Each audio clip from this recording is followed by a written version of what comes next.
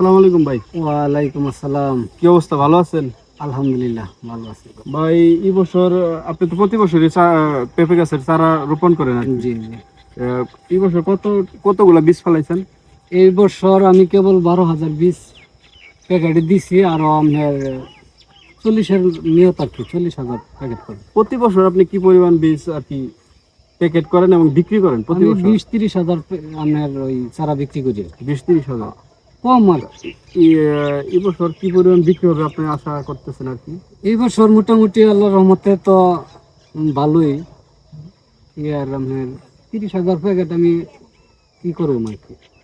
আপনার target 30,000? Target 30,000। আচ্ছা, বাজার তো পরবর্তীতে নির্ধারণ হবে আর কি, তাই হ্যাঁ, না? বাজারে বাজার তো আগে বলা যায় না।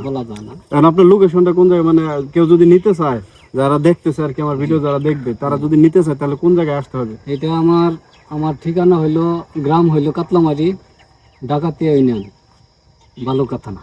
ভালো কথা না। আর আপনার ফোন নাম্বারটা যদি একটু বলতেন তাহলে ভালো হতো আর আমার কি। ফোন নাম্বার হলো 01742375867। আপনার নামটা জানো ভাই কি? আমার নাম মোহাম্মদ আতিকুল ইসলাম। আচ্ছা, যারা যারা দেখতেছেন যদি আপনাদের পেঁপে চারার প্রয়োজন পড়ে তাহলে ভাইয়ের সাথে যোগাযোগ করবেন। ফোন নাম্বার দিয়ে দিল, এবং আমি কমেন্ট বক্সেও ফোন নাম্বার দিয়ে দিব। যদি কারো অগ্রিম পেঁপে চারা প্রয়োজন পড়ে ভাইয়ের সাথে প্রি অর্ডার দিতে পারবেন, আগে অর্ডার দিয়ে রাখবেন, সমস্যা নাই, ভাই রাইখা দিবে। কারণ সে ভালো মানুষ, আমি তার সাথে অনেকদিন যাবত তার সাথে আমার পরিচিত।